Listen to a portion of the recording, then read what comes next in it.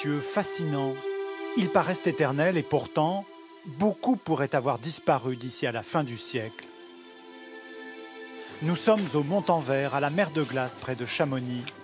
Lorsque les visiteurs découvrent ce paysage, c'est un sentiment de déception qui l'emporte. Enfin, je trouve que ça ressemble pas à une mer de glace, hein. Ça ressemble plus à une mer de cailloux en fait. Le paysage d'aujourd'hui, loin, très loin de celui d'hier. Il y a 100 ans, il n'y avait que quelques pas à faire pour rejoindre la glace.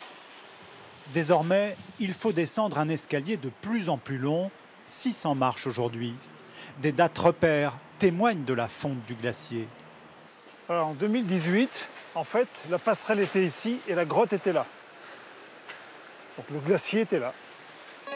7 km de long, 2 km perdus en un siècle. À l'automne, des scientifiques viennent au chevet de la mer de glace. Ils mesurent la fonte de l'année écoulée. Il y a un an, au mois d'octobre 2019, le glacier avait une épaisseur supplémentaire de 5,80 m.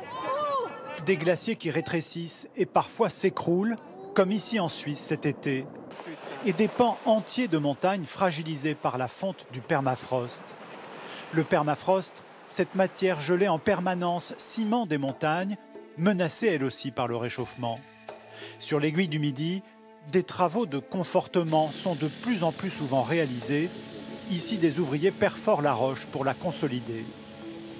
Ce qui aurait pu avant être le ciment, c'était souvent le permafrost à ces altitudes. On le remplace par des barres d'acier qui lient entre elles les couches pour éviter d'avoir des parties de roche qui se détachent. Les Alpes, victimes du réchauffement climatique, 2 degrés de plus en un siècle.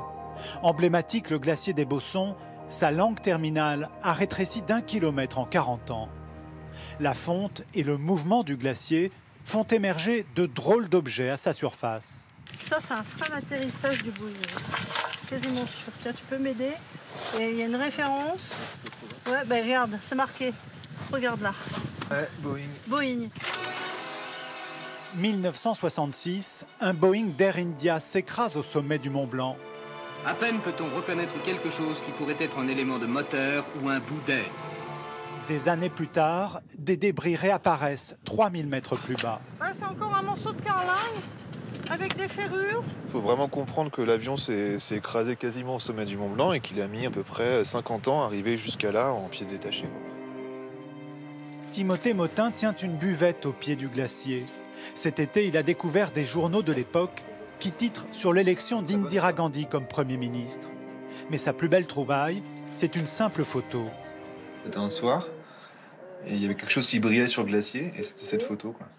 C'est la photo d'un couple, 2 Indiens. C'est une des plus belles pièces que j'ai trouvées, et il y a de l'émotion, quoi. Quand tu trouves ça, c'est assez intense. Une montagne qui change et oblige les alpinistes à s'adapter. Glaciers et randonnées sur neige ne se pratiquent plus en été, mais plutôt au printemps ou à l'automne. Et les éboulements ont fait disparaître des voies d'escalade.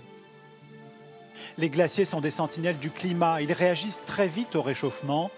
Si les températures continuent de monter, on pourrait un jour ne plus les voir